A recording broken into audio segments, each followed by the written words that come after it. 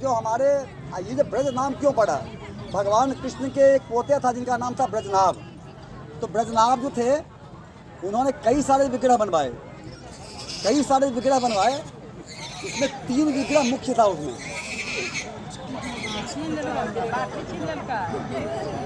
हरे कृष्णा हरे कृष्णा कृष्णा कृष्णा हरे हरे, हरे राम राम राम। 3 विग्रह उसमें मुख्य था।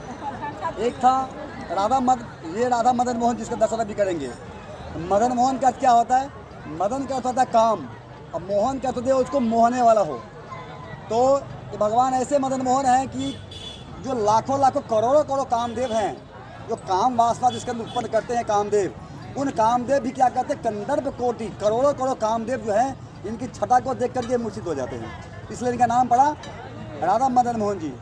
अब ये राधा मदन मोहन जी 3 उन्होंने विग्रह बनाया था, राधा गोपीनाथ जी, राधा मदन मोहन जी और राधा गोविंद देव। 3 विग्रह था। तो क्या वो उस टाइम पे जब सनातन गोस्वामी यहाँ पर आए तो उन्होंने अलग अलग जगह अलग अलग गाँव में घूम करके पूरा भ्रमण करते थे। एक ब्रजवासी के घर में जब वो गए तो देखा ये विग्रह थे, एक बच्चा खेल रहा था, उनके साथ आदान प्रदान कर रहा था, खेल रहा था मतलब।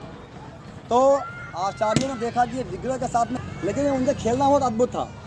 वो दोनों बॉल खेलते थे, तो जब इनकी बारी आती थी तो वे उनको हरा देते थे बच्चे को, तो बच्चा रोने लगता था, तो बोलता था, वो गाली देता था, तो चीटिंग कर रहा तू हमसे। वो विग्रह ऐसा इनसे चीटिंग करता था मतलब। तो जब सनातन गोस्वामी जब उनको देखे तो उनको लगा कि ये विग्रह के साथ साक्षात भगवान है, इनके साथ में ये जो व्यवहार हो रहा है उचित नहीं है। विग्रह को तो बड़े स्थान मतलब अच्छे स्थान पर रखकर उनको सेवा होना चाहिए। फिर वे कुछ बोले नहीं, वे आ गए। क्या हुआ कि इन्होंने सोचा कुछ बोलना चाहिए, तो उन्होंने कहा कि देखिए ये जो विग्रह है, ये आप इस प्रकार से इनको सेवा कर रहे हैं तो उचित नहीं है। इतना बोल करके वे आगे निकल गए। फिर उसके बाद में वो जो विग्रह थे वे उनको जब से वो ब्रजवासी को स्वप्न दिया कि मुझे अभी जो है ना इन बाबा के साथ में मैं भेज दो, मैं इनके साथ में इनका सेवा स्वीकार करना चाहता हूँ। और जब सनातन गोस्वामी पास जब आए तो उनको लगा कि मुझे बोलना नहीं चाहिए था। ये जो ब्रजवासी हैं और ये बहुत ही उत्तम कोटि के होते हैं, कि इनके अंदर कोई त्रुटि निकालना ये मेरी योग्यता नहीं है। वो इनसे क्षमा याचना करने जा रहे थे कि मुझसे गलती हो गया, आप जो कर रहे हैं ठीक है। और उधर से उनको स्वप्न आया था कि आप मुझे ये विग्रह जो है आप उनके हवाले मुझे कर दीजिए। तब जब दोनों एक दूसरे को मिले तो ये क्षमा याचना किए कि नहीं मुझसे गलती हो गया, मुझे माफ़ कर दीजिए, मुझे क्षमा कर दीजिए। उन्होंने कहा नहीं, भगवान ठाकुर जी स्वयं मुझे आदेश दिया कि आपके साथ में ये जाना चाहते हैं, है कि नहीं। तो उनके साथ में कोई घर नहीं था, कुछ नहीं था, कोई रहने का ठिकाना था नहीं, जहाँ चलते हुए झोली रहता, ढोकरा रहता था झोली। तो जब उन्होंने ठाकुर जी की इच्छा है तो ठाकुर जी को उन्होंने अपने साथ रखते थे।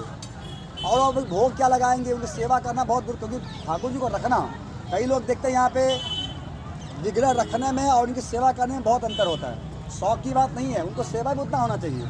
ये सोचे मैं रखूँगा तो मैं सेवा कैसे करूँगा, मैं सेवा करने में तो कुछ ठिकाना नहीं है, कोई झोपड़ी नहीं है, कोई कुछ नहीं है, कैसे सेवा करूँगा। तो उन्होंने कहा मैं सेवा करने से असमर्थ हूँ, मैं सेवा कर नहीं सकता हूँ। उन्होंने नहीं कहा नहीं, फिर भी मैं आपके साथ ही रहना चाहता हूँ, आप जैसा भोग लगाओगे। देखो इधर सिपाही लोग घूम रहा है, अपना सामान को संभाल के रखना। तो सभी लोग जो हैं, आप मुझे जैसा सेवा करोगे वैसा मुझे एक्सेप्ट होगा, तब पूरा ठीक है। तो उन्होंने अपने झोला में उनको रखा, और किसी गांव में जाते कुछ उनको जो कुछ मिल जाता, कभी आटा मिल जाता तो आटा ले लेते और चपाती बना के भगवान को ऑफर करते। यहीं पर एक झोपड़ी था, यहाँ पर ये मंदिर नहीं था उस टाइम पे। तो उस टाइम पे आप देखेंगे तो मंदिर कुछ नहीं था। तो फिर भगवान उनको बोले कि आप केवल रोटी लगा रहे हो, मुझे तो नमक भी तो दे दो। तो बोला आज आप नमक मांग रहे हो, कल घी मांगोगे, बस और कुछ मांग, मैं कहाँ दूंगा, मैं तो सन्यासी हूँ, कहाँ दूंगा, मेरे से नहीं हो सकता है। बोला ठीक है कोई बात नहीं, जैसा कर रहे हो वैसे करो। ऐसा करके वे एक झोपड़ी बना कर सेवा यहाँ करते थे। यहाँ पर एक झोपड़ी था। तो आप देख रहे यमुना नदी पीछे है, ये पूरा यमुना नदी में पूरा यमुना नदी था पूरा। एक व्यापारी जो थे वे अपने नाव के ऊपर बहुत सारे सामग्री लेकर के पार हो रहे थे। उस टाइम पे यातायात का रास्ता बहुत कम था, तो लोग ये यमुना का रास्ता ज़्यादा तय करते थे। तो उनकी नाव वहाँ पर अटक गई। नाव जब यहाँ पे अटक गई तो ये आए ये साधु ये हेल्प मांगने के लिए, मुझे मदद कीजिए। तो कहा मैं क्या कर सकता हूँ, गोविंद देव यहाँ पर, मदन मोहन जी यहाँ पर, आप उनसे बोलिए। तो जब मदन मोहन जी के पास गए तो बोले कि उन्होंने ध्यान किया कि कृपा करके मुझे और कोई रास्ता नहीं है, संध्या हो रहा है, लूटपाट हो जाएगा, तो मेरी नाव कैसा भी हो जाए। फिर वो जब गए तो तुरंत नाव निकल गया। जाते ही नाव जो फंसा हुआ था वो नाव निकल गया। वो व्यापारी जब उधर से वापस आया तो कहा सनातन गोस्वामी से कि बाबा आपके कहने पे और यहाँ पे मदन मोहन जी कहने के कृपा से मेरी नाव निकल मैं यहाँ मंदिर बनाना चाहता हूँ। वह ठीक है, बहुत अच्छा है, तब मंदिर बनाओ। ये मंदिर आप देख रहे हो, ये ऐसा मंदिर नहीं था, ये इससे बहुत ऊपर था। ये पूरा जब मुगल का शासन था तो ये तोड़ दिया, औरंगजेब के शासन में तोड़ दिया गया इसको। आप जहाँ भी वृंदावन में जाएंगे सारे लीलास्थली के बहुत बेहद मंदिर है। सारे मंदिर को मुसलमान के आक्रमण द्वारा तोड़ दिया गया था। अंदर जाके देखेंगे उस टाइम पे जो विग्रह हुआ करते थे, जब मुसलमान का आगमन होता था तो जो पुजारी होते थे वो विग्रह को लेकर के जयपुर शिफ्ट करते थे। मतलब वहाँ पे राजा मान सिंह का राज उस टाइम पे था, तो वहाँ पे शिफ्ट करते थे रातों रात। या फिर कभी राधा कुंड जाते थे, कभी उसके भी आगे 100-150 वर्ष के अंदर में वो सब चले जाते थे वहाँ पे। तो यहाँ पे जो विग्रह भी आप देखेंगे, जितने विग्रह, कुछ विग्रह हैं जो आज यहाँ पे स्वयंभू हैं, है ना, कुछ विग्रह हैं यहाँ पर, और बहुत सारे से विग्रह हैं जो अभी जयपुर चले गए हैं, पर दूसरे के रूप में सेवा मियान के यहाँ भी हो रहा है। क्योंकि भगवान का मंदिर जहाँ एक बार बन जाता है कभी खाली नहीं होता है कि नहीं। तो इस प्रकार से ये मंदिर बनाया गया और मंदिर को आधा तोड़ दिया गया ऊपर से, तो है ना। और फिर यहाँ पे राधा मदन मोहन जी है, यहाँ पर विराजमान है। यहाँ पे हम लोग आएंगे, यहाँ पे देखेंगे ये जो है इसके ऊपर भगवान, ऐसे कहा जाता है जब भगवान कालिया नाग को दमन करके जब वापस आए यमुना से तो बहुत ठंडी लग गया था उनको।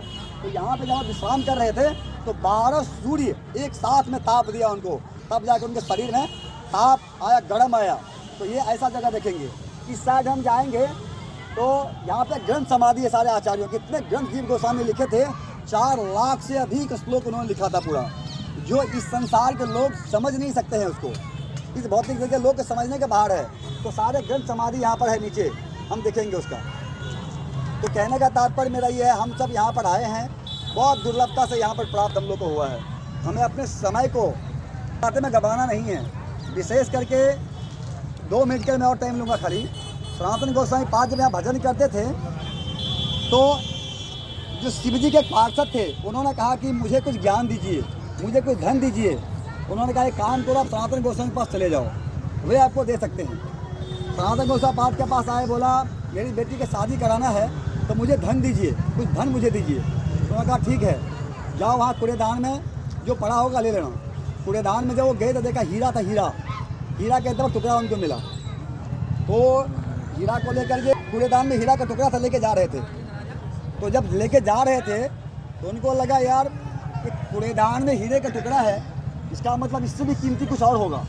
तो उन्होंने कहा नहीं, वापस आया हो, बोला मुझे जो सबसे कीमती वस्तु है वो दीजिए। तो कहा ठीक है, वो हीरा है उसको जमुना में फेंक के आ जाओ। तो हीरा का टुकड़ा को जमुना फेंक के आ गया। तब जाकर उन्होंने क्या किया, अब इससे कीमती दो। तो उन्होंने झोली माला और माला निकाल के दिया उनको, बोला ये हरे कृष्णा कृष्णा कृष्णा कृष्णा कृष्णा हरे राम राम राम हरे। ये मतलब हरे कृष्णा हरे ये धन जो कृष्णा। है ये आपसे कोई ले नहीं सकता है, यहाँ का वहाँ भी काम आएगा। में आए हैं तो अपने समय को उपयोग कीजिए सही से, भगवान का नाम लेकर के सारे असली का मतलब समझ करके आगे हम दर्शन करने चलेंगे। आगे बोलेंगे तो यहाँ भी करेंगे, फिर जन समाधि के साथ करेंगे। चलिए। हरे कृष्णा कृष्णा हरे हरे, हरे राम राम राम हरे हरे। चलिए।